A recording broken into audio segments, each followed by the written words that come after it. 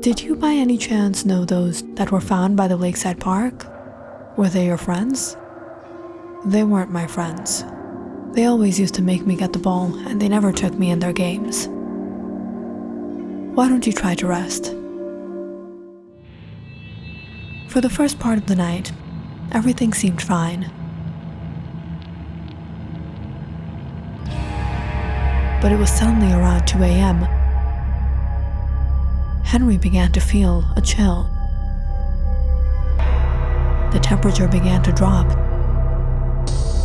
and in just merely minutes, the room was freezing. The windows were frosting ice. Henry felt like his body was freezing up, and he was having difficulty breathing. And as his limbs started to cramp, Henry fell down. Struggling to get up,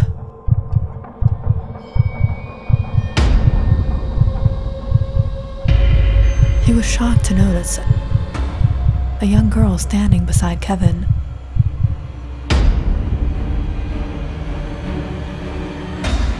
Before he fell unconscious.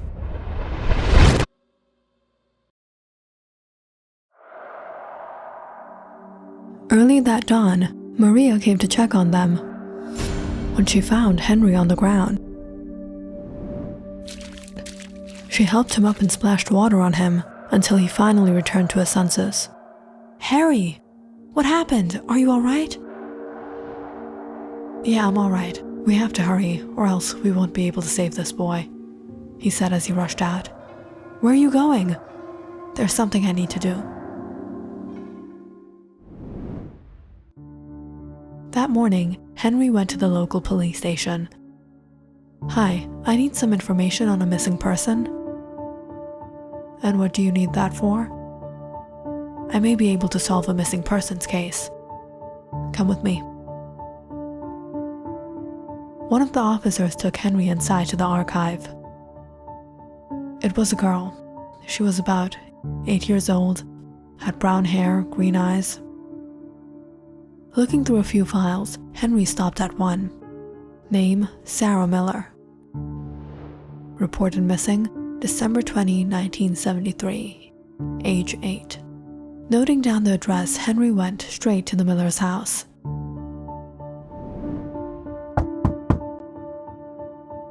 "Hello, I'm Henry Connery.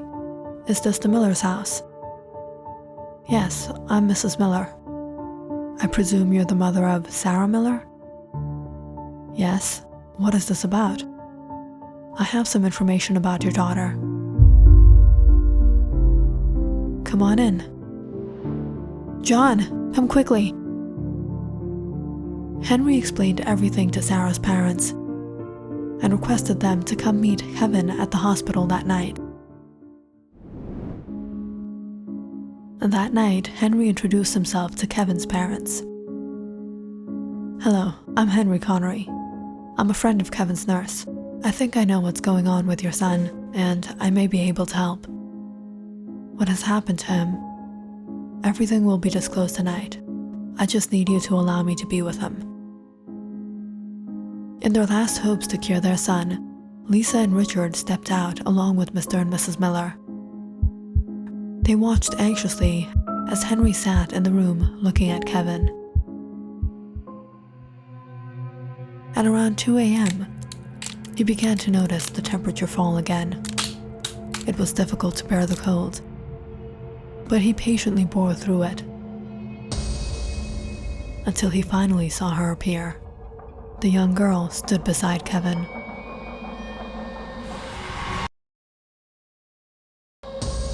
"Hello, Sarah."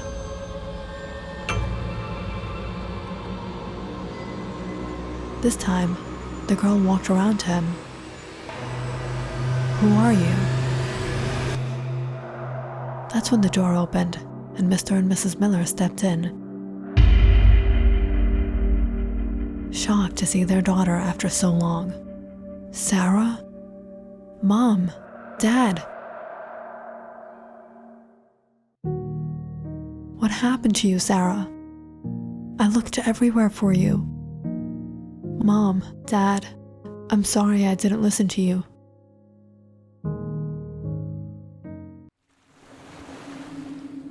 Nearly 10 years ago, Sarah used to go to the lakeside park every day, where she played by the bank.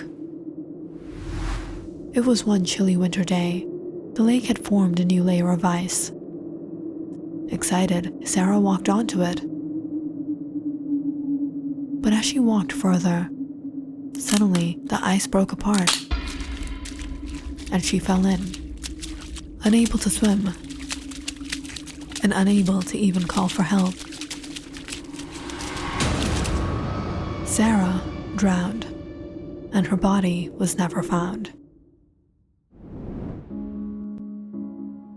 Mr. and Mrs. Miller got a sense of relief after years of agony, but seeing their daughter like this, they knew they had to let go. Sarah, we love you, and we will always miss you.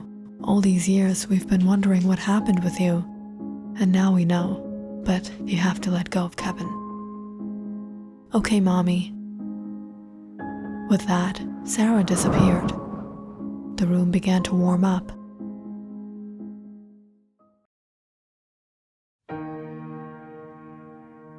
And Kevin opened his eyes. His skin regained its color. How are you feeling, buddy? I feel warm. Lisa and Richard rushed in and hugged their child. Kevin. They looked at Henry in gratitude. Thank you so much.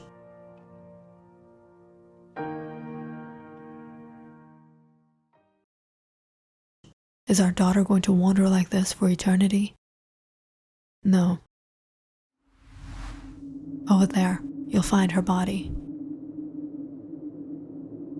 After more than 10 years, Sarah Miller was rescued from the lake. Her body had been frozen blue, but still intact. And finally, she received her burial. Finally, she's free. She's in a better place now.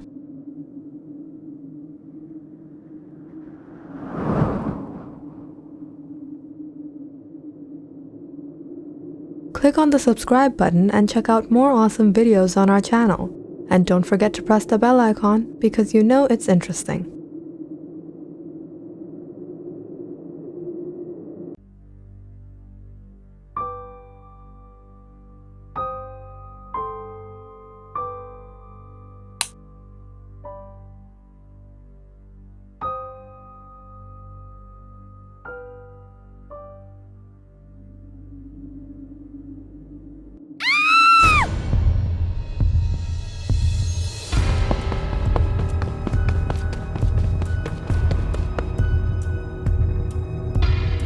Nolan. He needs me. He's in pain.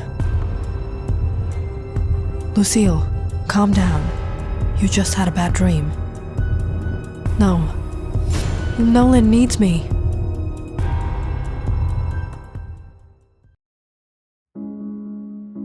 For the past 3 weeks, ever since Lucille's husband, Nolan, passed away,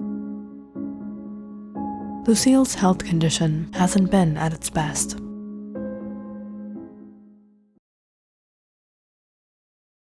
They had been married for almost 10 years now and had 2 children. Nolan was a crime reporter, and he was often overwhelmed with his work. He would come home really late at night or be on the travel. And for the most part, Lucille would take care of the family and was used to Nolan's unpredictable lifestyle. Every time Nolan would be away on one of his trips, she and the kids would be eagerly waiting for his return. They were a happy family. But one night, something strange happened that changed everything. It was a snowy night in December. Nolan was away at work, and Lucille was home alone with the kids. In the middle of the night, she suddenly woke up from a horrible nightmare. Lucille, I'm trapped here. Lucille, I can't move. Lucille had never felt this anxious seeing a dream before. It felt so real and so terrifying. Lucille immediately called Nolan.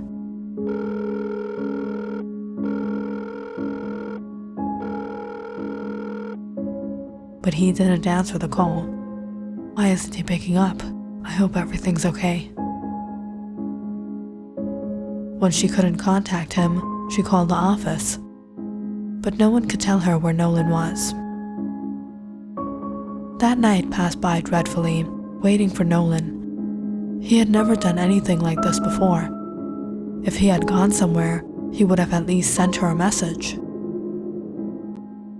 And when Nolan hadn't returned by the next morning, Lucille was worried sick, fearing something had happened to him. So Lucille went to the police and filed a missing persons report.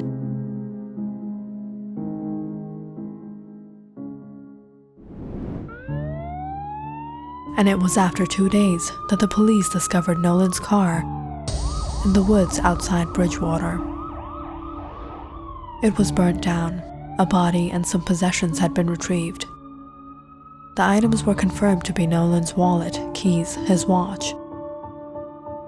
And as for the body, the severe burns had made it unrecognizable. However, after DNA testing, the police were able to identify it was indeed Nolan Leroy. When Lucille found out, she couldn't take the trauma and went into depression. Her condition worsened so much that she was no longer in the state to take care of herself, let alone her children.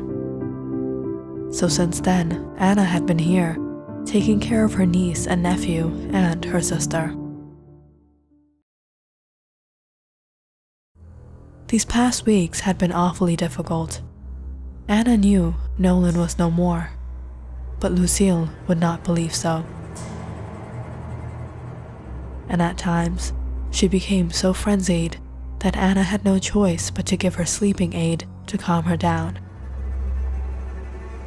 And recently, things became worse as Lucille kept speaking of strange dreams where she saw Nolan trapped somewhere. Anna, he needs my help. Lucille, you have to calm down. Have some water. He's in pain, Anna. Lucille, lay down and try to rest. After another dose of her medications, Lucille fell asleep, and Anna too finally went to bed. But first thing the next morning, as Anna was up making some coffee, she was surprised to see Lucille, ready and heading out. Lucille, you're unwell. Where are you going like this? To the police station. I have to help Nolan. I have to find him. Wait, I'm coming with you. How can you stop searching for Nolan? Ma'am, we stopped searching for him because we found him, his body. That's not my Nolan. Ma'am, the body was in a horrible condition from the burns. That's why you were unable to recognize him. But we've done the DNA testing and confirmed it was your husband. No, I know that wasn't Nolan. You have to continue searching for him. He's out there somewhere. He needs help. Would you please take her home? Yes, officer. Lucille, listen to me. We have to go. Sometimes, when Lucille wouldn't listen, Anna would be left with no choice but to comply. This was the third time Anna had taken Lucille to the station. And every time, Lucille would be heartbroken to receive the same harsh answer. Nolan was no more. They're lying, Anna. I know Nolan is alive, and if they aren't going to help me find him, I'm going to find him myself. But Lucille, you really need rest. Your health condition isn't well. I can't rest, Anna, not until I find him. Anna just barely managed to convince Lucille back home, where she slipped her medication into her drink and put her to bed. That afternoon, as Lucille slept, Anna sat down in the living room looking out at the pouring snow. How long were things going to go on like this? Anna was heartbroken herself. Picking up her phone, she called her boyfriend, Philip.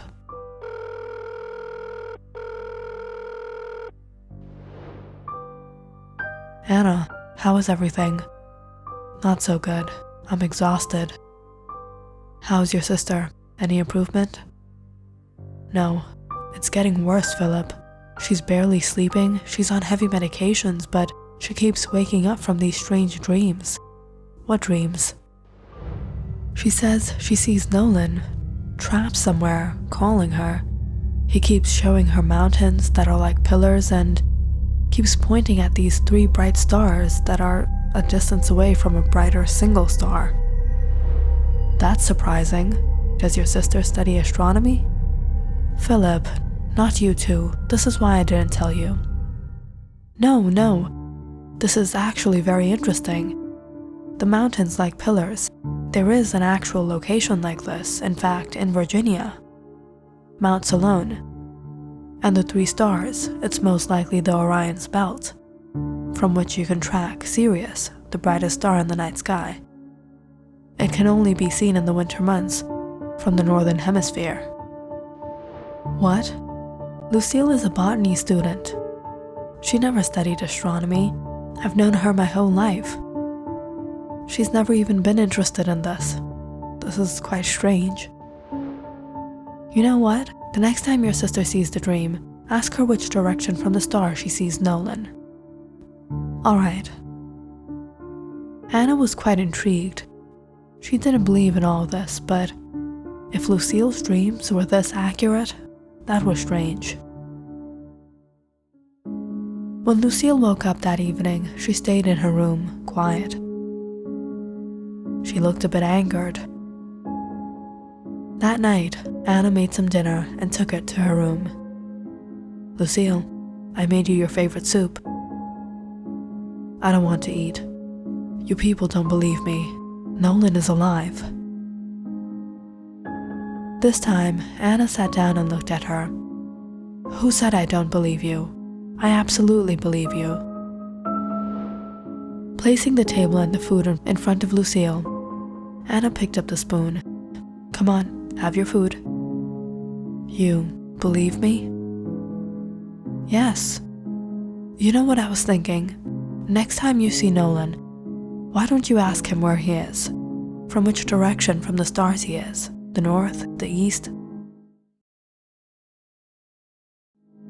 Lucille looked at Anna confused, but nodded. That's a good idea. I'll ask him.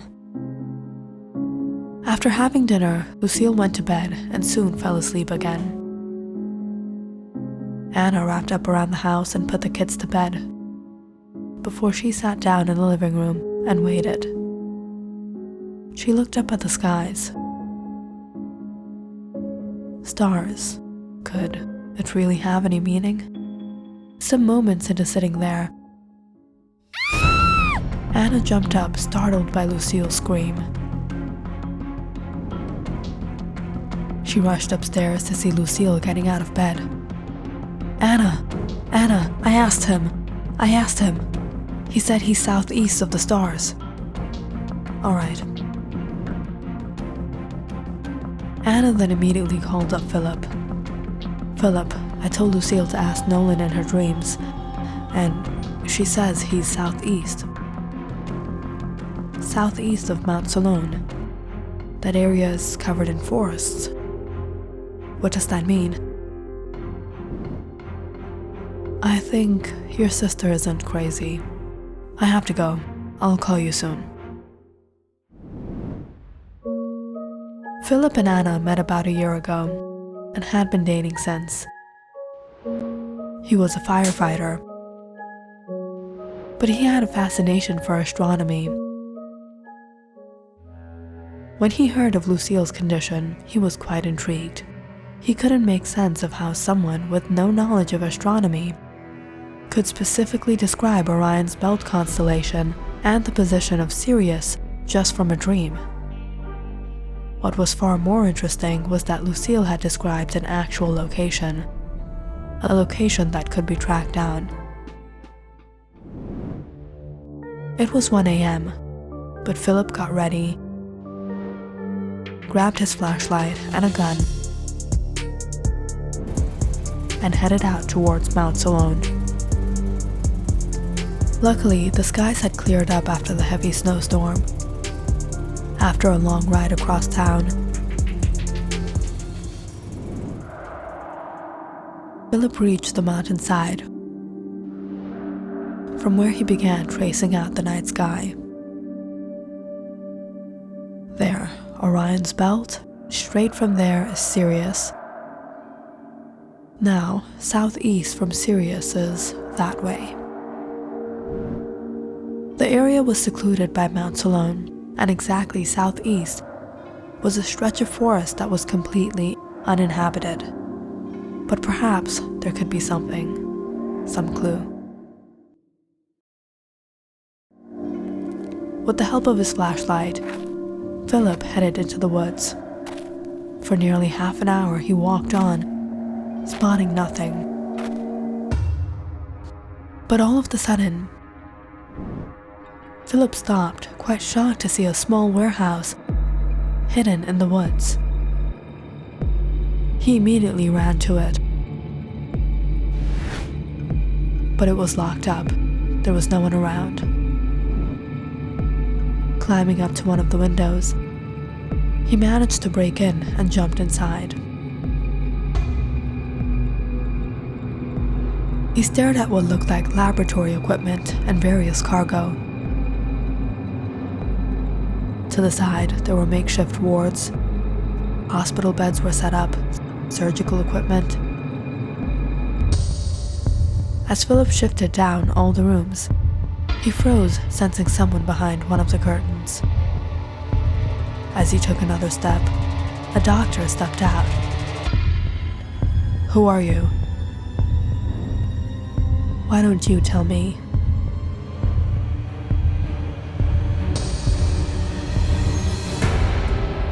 "Don't even think about it." All right. I didn't want to do this. I was forced. Please, let me go." As the doctor pleaded, Philip pulled the curtains aside, shocked by what he saw. Nolan?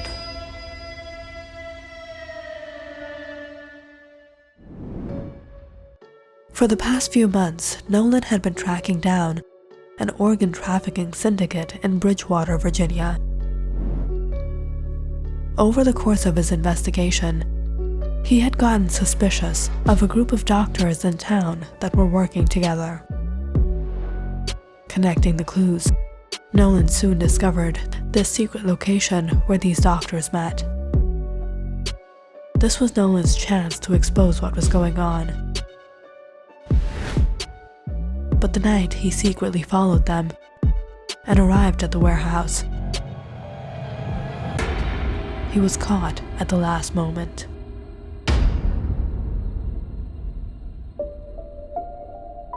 "Boss, should we get rid of him?" "No. Fake his death and keep him alive. He'll come useful." Under orders of the big boss, the doctors performed a blood transfusion, taking blood from Nolan and inserting it into a recently deceased patient.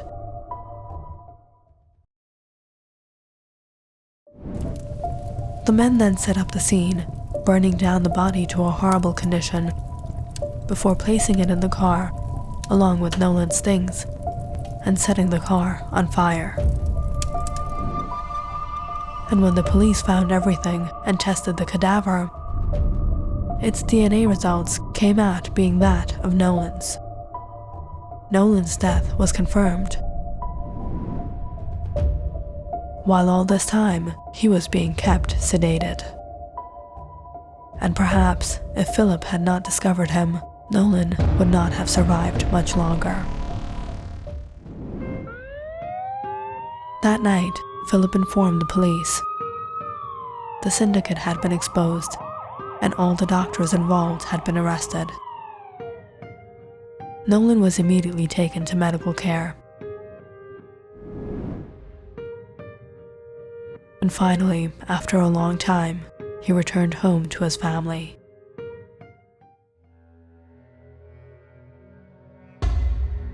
All this time, Nolan was alive. But how did she know?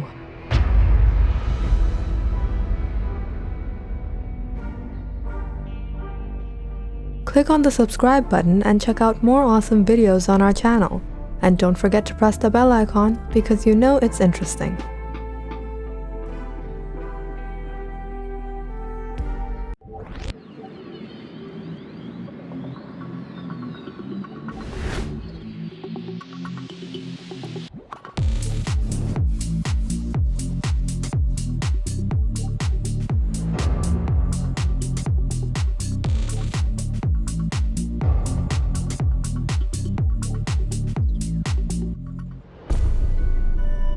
What's going on?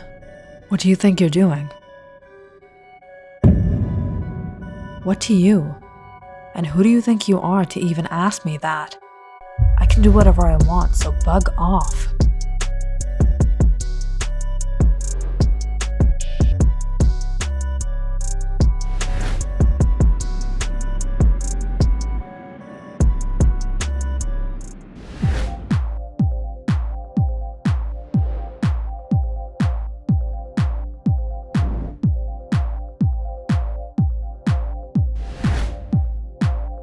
How about we go somewhere a little more private?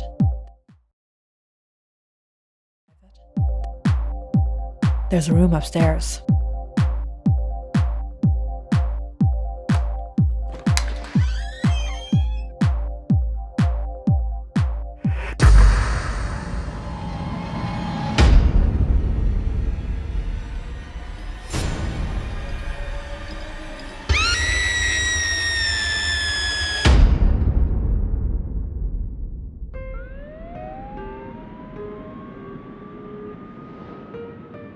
Who was the first to discover her?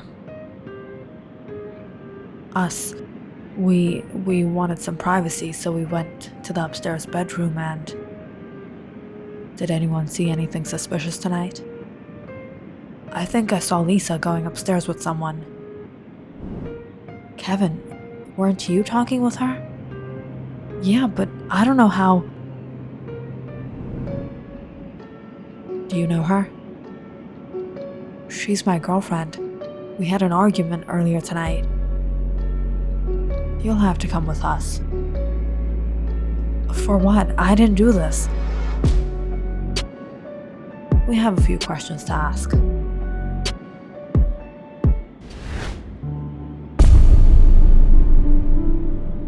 Kevin? Amy watched as the police sat Kevin in the car, as backup arrived to take Lisa's body out. Tonight had been such a bizarre night. These past few days had been so stressful.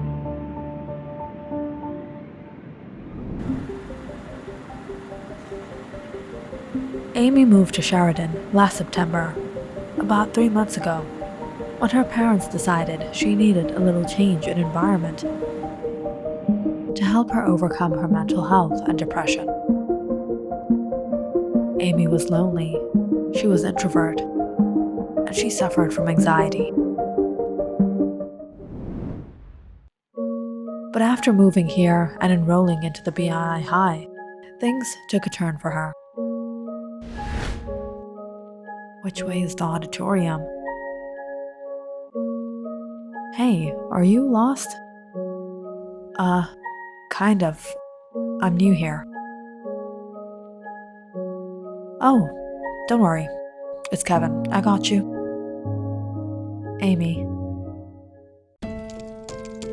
It was on her first day. Amy got introduced to Kevin. He was nice and polite, and he became her first friend. And having a common physics class with him, Amy didn't feel so left out and sat with him. Within the first week or so, they got rather close and even began flirting with each other. Amy had never been with anyone before, and she liked him. But she soon realized Kevin was actually one of the most popular kids at the school. In fact, he wasn't single. He had a girlfriend, Lisa. In that short time, Amy actually started to believe Kevin liked her too, but then she came to her senses. What was I thinking? He'll never be serious about me. Why would he even go for someone like me? Not pretty, not sassy, not popular. And then there are girls like Lisa. But at the same time, Amy also knew that Kevin wasn't serious about Lisa either. Kevin was like any other high school teen. He flirted with all the girls, and seeing his benefits in being Lisa's boyfriend, he was officially with her. But things could change. Remember what the therapist said, Amy. Believe in yourself. You're no less than anyone else. I'll give to a makeover. Amy had sort of become obsessed with Kevin. All she could think of was him.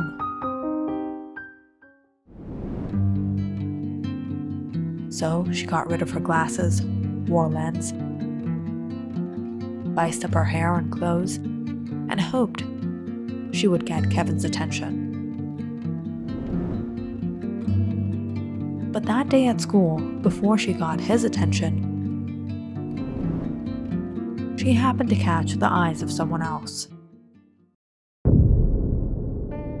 Oh wow, someone's looking really pretty today. Lisa and her gang came up to her in the cafeteria, sneering away as Amy uncomfortably stood there. Lisa chuckled as she touched her hair. Nice curls. Did you get your hair done? Amy awkwardly tried to move away as Lisa pulled on her hair. Please, don't touch my hair. Oh, she has an attitude. No one is allowed to touch her. Only Kevin is allowed to touch her.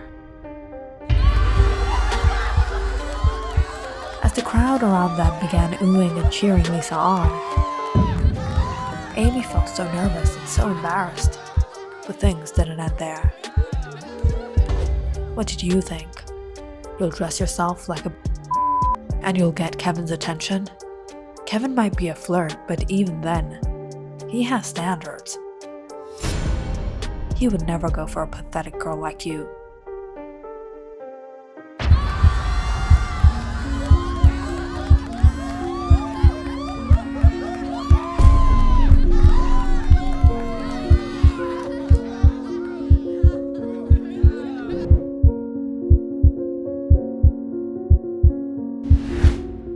That day, Amy felt so humiliated. She couldn't take it. For the next few days, she didn't come to school. And finally, under her parents' pressure, when she did, she stayed absolutely to herself, away from Lisa and her gang, feeling completely insecure and afraid of embarrassment. And as for Kevin, Amy even stayed away from him. Hey, Amy, I saved you a seat. Amy tried not even to look at him.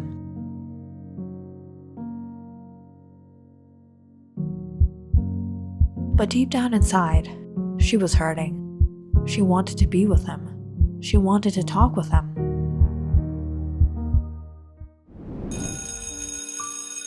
Amy, wait. What's up? I saved you a seat. Oh, I didn't see you. Really? Anyways, there's gonna be a party at Ethan's place on New Year's night. Everyone's gonna be there. You should come. Friday? No, I'll be busy.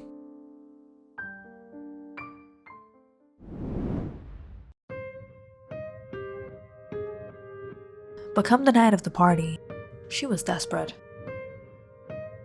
Ethan lived down the block, and she could see the party going on. Should I go? No, Lisa's gonna be there. If I go, she's definitely gonna try something. I can't go through that again. Why are you giving up to her? Why aren't you going to go? Are you going to stop living your life for Lisa? No, what does she think of herself? She's the only pretty girl in this world? Like she has some sort of authority over Kevin? You should go there and teach her a lesson. After a lot of contemplation that night, Amy decided she would go, but not like all the others. She put on a hoodie and sneaked to Ethan's place.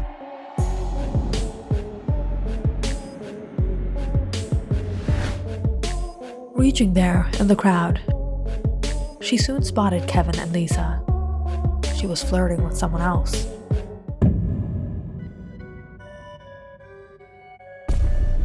What's going on? What do you think you're doing? What to you? And who do you think you are to even ask me that? I can do whatever I want, so bug off.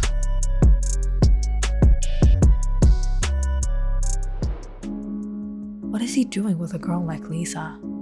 He deserves so much better. As Lisa walked off in the party, Amy was about to follow her when someone held her shoulder. Amy? Is that you? Amy froze, hearing one of her classmates behind her. Without looking, she quickly changed her voice. No, I was here to deliver the pizza. Was waiting for the bill. Oh, Ethan is...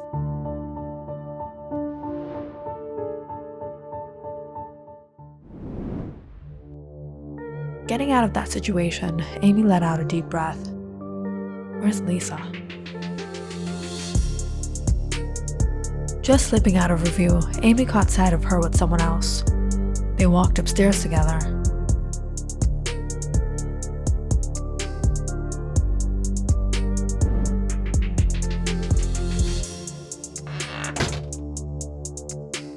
She's such a cheat.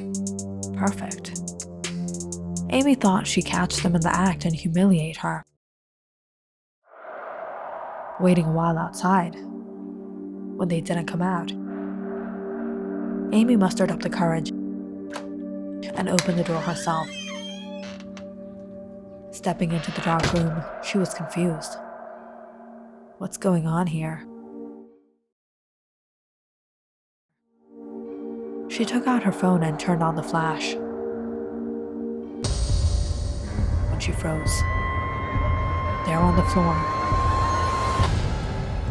Lisa was laying lifeless on the ground. But before Amy could understand and do anything, she heard the door knock behind her. What to do? What to do? The window.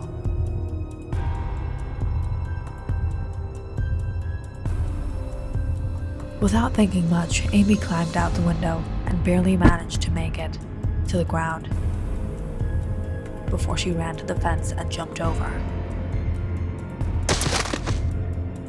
But before Amy could gather herself, she fell into someone else's way.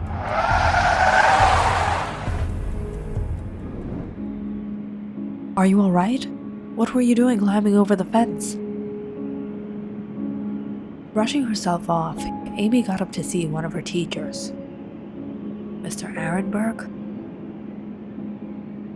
Amy? What are you doing here? Nothing, Mr. Arenberg. I was just at a friend's party. It was getting too wild, so I was trying to escape. Like this? Be careful, you almost got hurt. Can you go home by yourself? I was just on my way to BI Checkers Club. I can drop you home if you want. No, I'll be fine. I live a few houses down. All right, take care. As Mr. Ehrenberg got into his car and drove off again,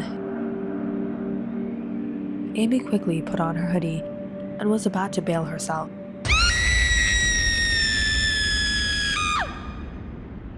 But it wasn't long before someone else discovered Lisa.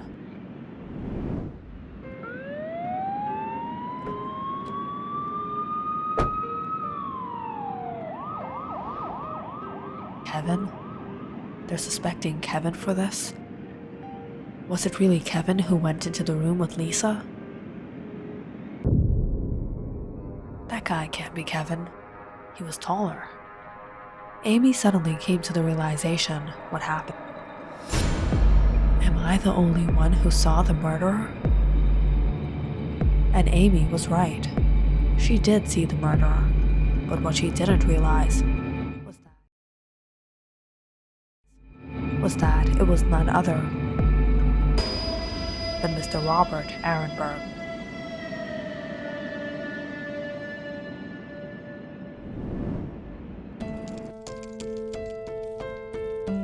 Everyone knew Kevin as a flirt, a playboy.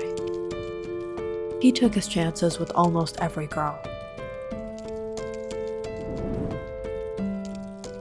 But Lisa was no less either. She was beautiful, attractive, desirable. Every guy wanted to be with her. And she took advantage of them and manipulated them into doing things for her.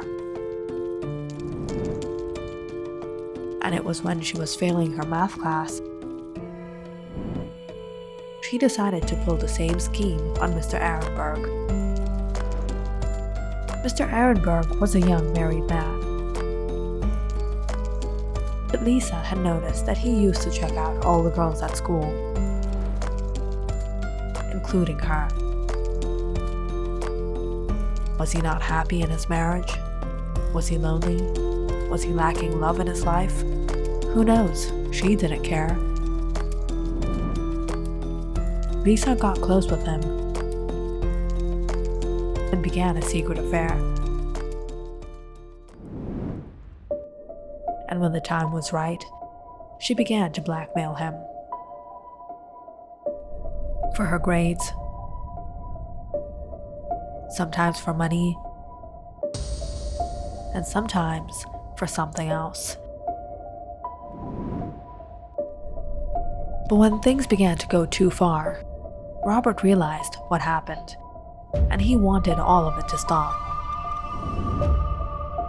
But when he confronted Lisa, she threatened him that she would expose him to everyone. There was little at stake for Lisa, but a lot on stake for him. His job, his marriage, his reputation. Robert couldn't let this outsmart him and ruin his life, and the only way to stop Lisa was to get rid of her. But how? When Robert found out about the New Year's party the students were having, he knew it was the perfect opportunity. Ethan's brother was Robert's friend, and he had been to that house before.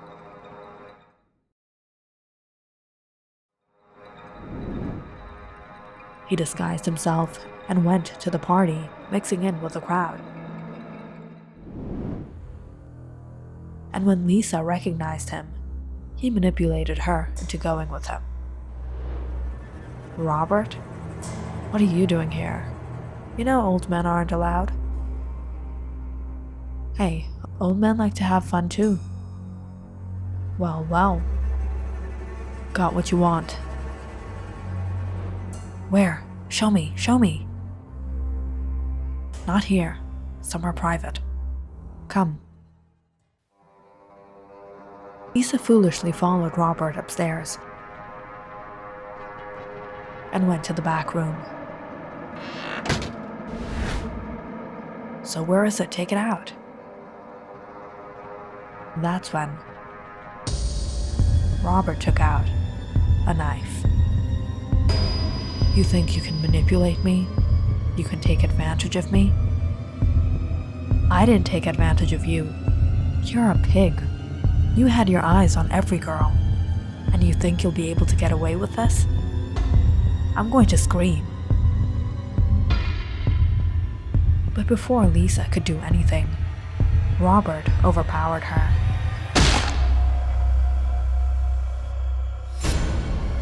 And took her life.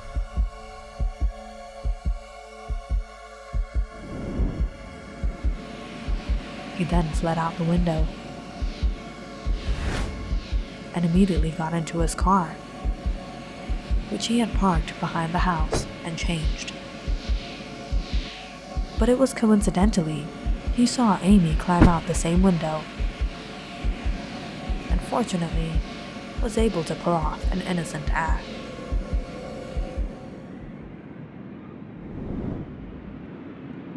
As everyone left, and the police were off with Kevin, Amy too headed on her way back home. Who was that?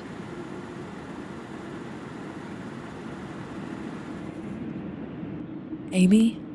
You still haven't gone home? No, Mr. Ehrenberg.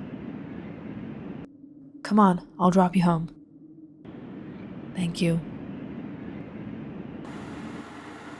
Amy got into the car and sat down, feeling so stressed.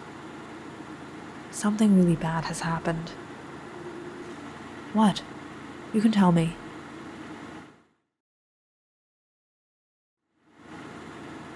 I came to the party and everything was going fine, but then someone took Lisa's life. She was found dead. What? How did that happen? Who could have done that? No one knows, but the police arrested Kevin. What? Kevin?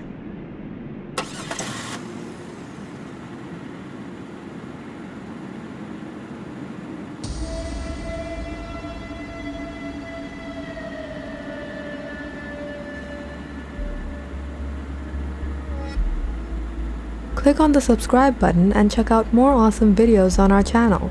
And don't forget to press the bell icon because you know it's interesting.